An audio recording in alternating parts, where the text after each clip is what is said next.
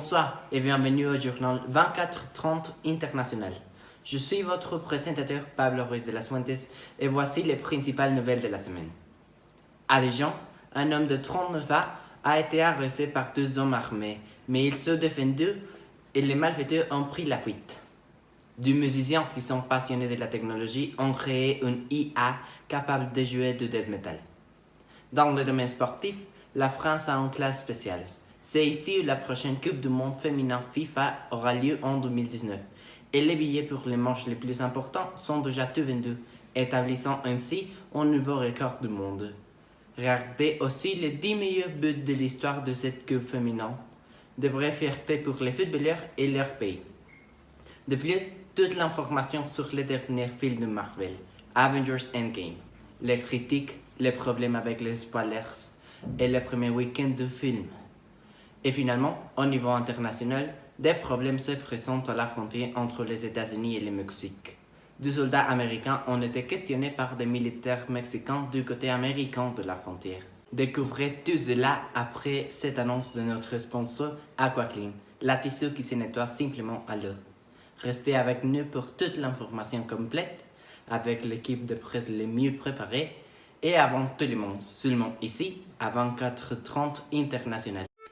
Les grands hôtels savent combien la propreté est importante pour leurs clients.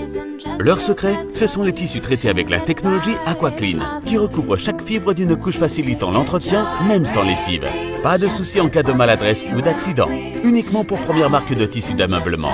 AquaClean, le tissu qui se nettoie simplement à l'eau. Et maintenant, nous allons avec Josué Rodriguez. Il va nous présenter les faits divers. Deux nouvelles très intéressantes. On espère que vous les aimerez.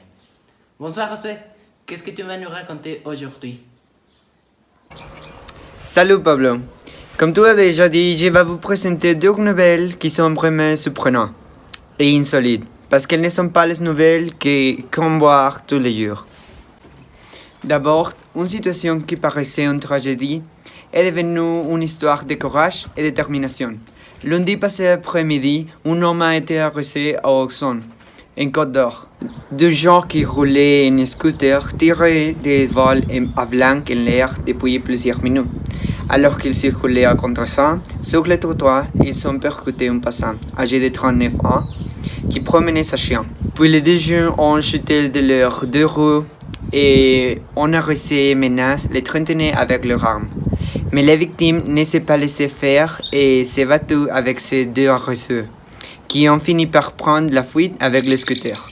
La victime, blessée, qui s'est vue prescrire 10 jours d'incapacité totale de travail, a porté plainte. Un jour après, un des deux assaillants a été interpellé et désormais l'enquête continue pour trouver l'autre malfaiteur. L'autre nouvelle dont je vais parler est un peu plus agréable, spécialement pour ceux qui aiment la musique et la technologie, comme CJ Carr et Zach Zukowski, deux musiciens qui ont créé un algorithme capable de générer des morceaux de death metal grâce à l'intelligence artificielle. Baptiste Dadabots, ce projet peut identifier les variations de la musique pour choisir les sons à jouer et jouer en continu 24h7 sur une chaîne YouTube et dédiée. Avant de publier ces résultats, Carr et Zukowski avaient essayé de ressembler des fragments de la musique metal pour Dadabots. À fur et à mesure, l'IA a réussi à produire assez de morceaux de métal pour publier 10 albums de musique, en apprenant à produire des riffs plus complexes et en général ses propres transitions. Cependant, les résultats restent tout de même loin des meilleurs morceaux de métal. Écoutez-les.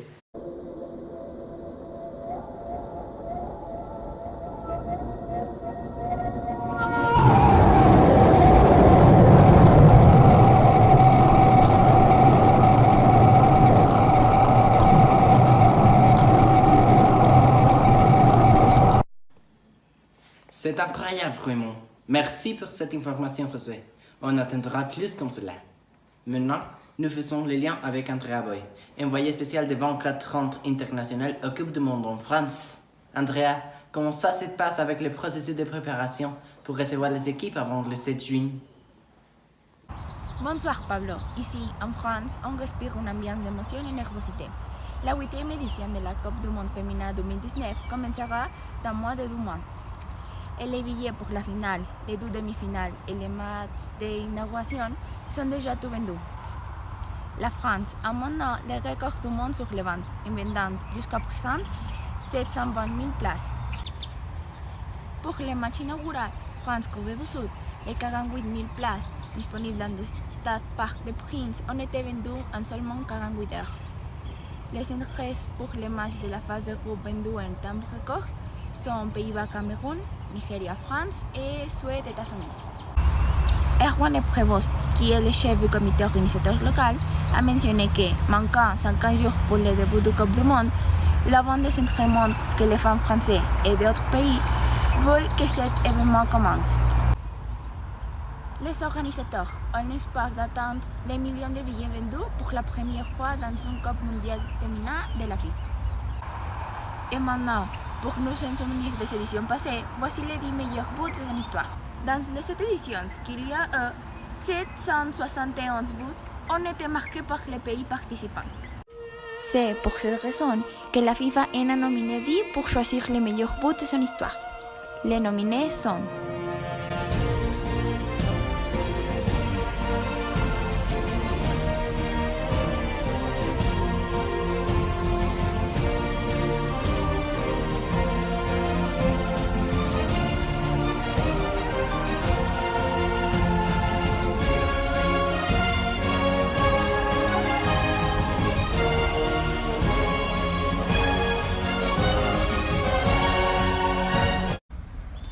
Ingrid Johansson, Suède, Chine, 1991.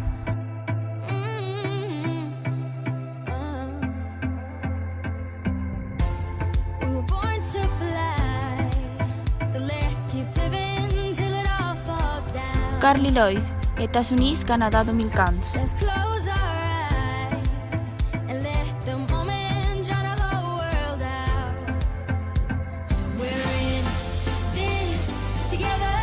Abby Wambach, États-Unis, Allemagne 2011.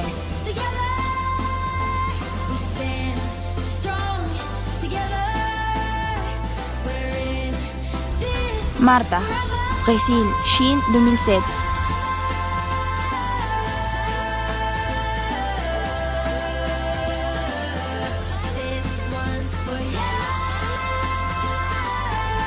XL Song, Chine 2007.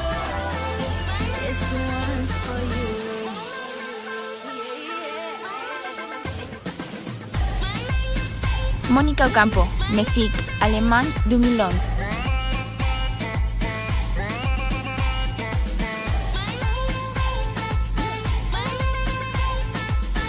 Omar Esawa, Japon, Allemagne 2011.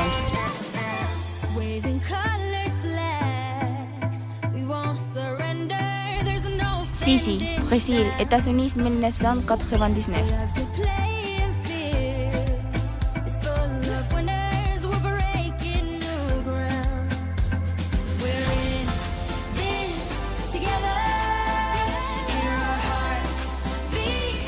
Alberta Saki, Ghana, États-Unis 2003.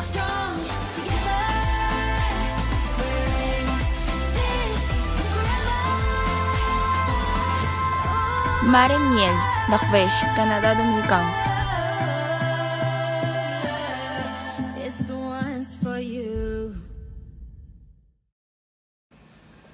Merci Andrea. On attend au début de la coupe et à plus de nouvelles de toi.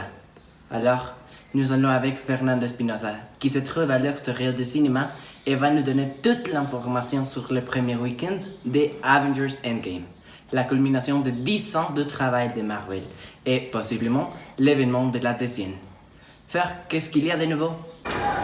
Exactement, Avengers Endgame, le dernier film de l'univers cinématographique de Marvel, culmine avec 11 ans de film. C'est pour cela qu'il a déjà battu des 140 records mondiaux.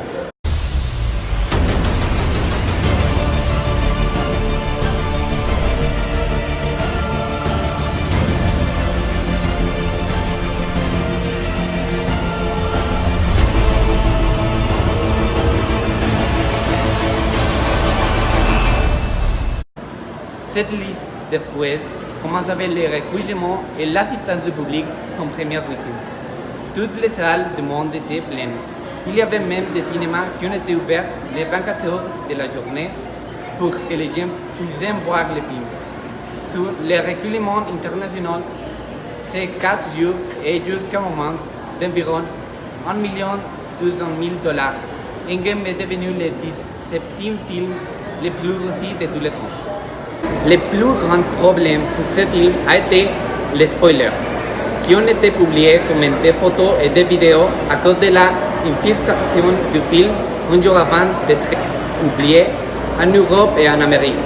Cette situation est devenue très importante dans le monde du spectacle. Alors, les acteurs et réalisateurs de Endgame ont envoyé un message aux cinéphiles en leur demandant de ne pas raconter le film. Grâce à cela, les spoilers ont été contenus jusqu'à jours après la sortie du film. Endgame a reçu aussi beaucoup d'opinions et reviews très positives. Sur Rotten Tomatoes, il est qualifié par le public avec 91% et 95% des experts.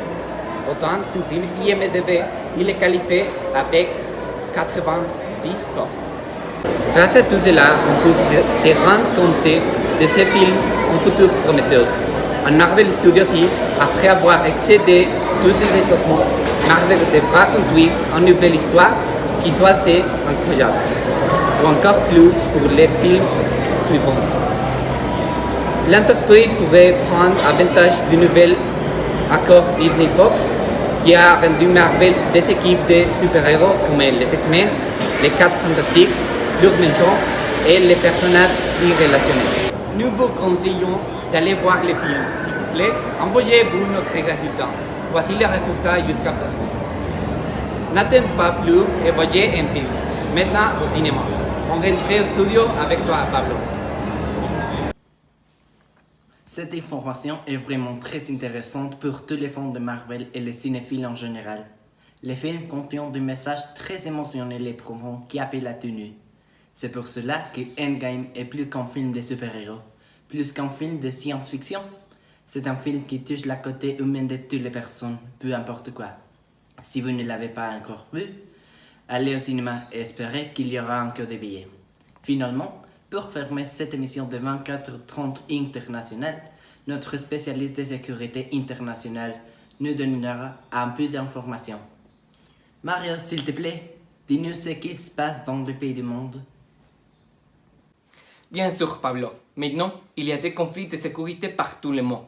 Et la migration en étant un acteur présent dans la plupart de ces conflits, a pris un rôle clé dans les propositions de résolution de ces conflits. La situation dont je vais parler aujourd'hui est liée à cela. Comme tout le monde sait, les relations entre les États-Unis et le Mexique ne sont pas dans les meilleures conditions. Et à cause de cela, la sécurité et les flux de personnes immigrantes vers les États-Unis et traversant le Mexique sont affectés négativement. Voici l'un des exemples les plus récents. Dans cette nuit de matin, le président américain Donald Trump a déclaré que les soldats mexicains avaient récemment pris des armes sur les soldats de la garde nationale américaine, affirmant bien que sans preuve que cela a été fait. Et, je cite, probablement comme une tactique de distraction pour aider les trafiquants de drogue à la frontière. Le commandement américain du Nord, qui gère le soutien militaire aux frontières, a déclaré que les Américains se trouvaient sur un de ces véhicules dans une région reculée du territoire américain, située au sud du mur frontière, mais au nord de la frontière politique. Après une brève discussion entre les soldats des deux pays, les militaires mexicains ont quitté la région, a déclaré le commandement du Nord dans un communiqué. Le président mexicain, Andrés Manuel López Obrador, a promis d'enquêter sur l'incident lors d'une conférence de presse tenue mercredi. Nous n'allons pas nous battre avec le gouvernement des États-Unis, il a dit. Ce qui est le plus important, c'est chercher à avoir une relation de respect mutuel et de coopération pour le développement. Merci Mario. C'est une situation très préoccupante pour le Mexique et pour toute l'Amérique du Sud et du Centre. On attendra plus d'informations sur l'évolution de ces cas. Merci à nos téléspectateurs pour rester avec nous. Toute l'équipe de 24h30 International remercie votre préférence et vous invite de nous syntoniser la prochaine semaine. Même chaîne, même temps.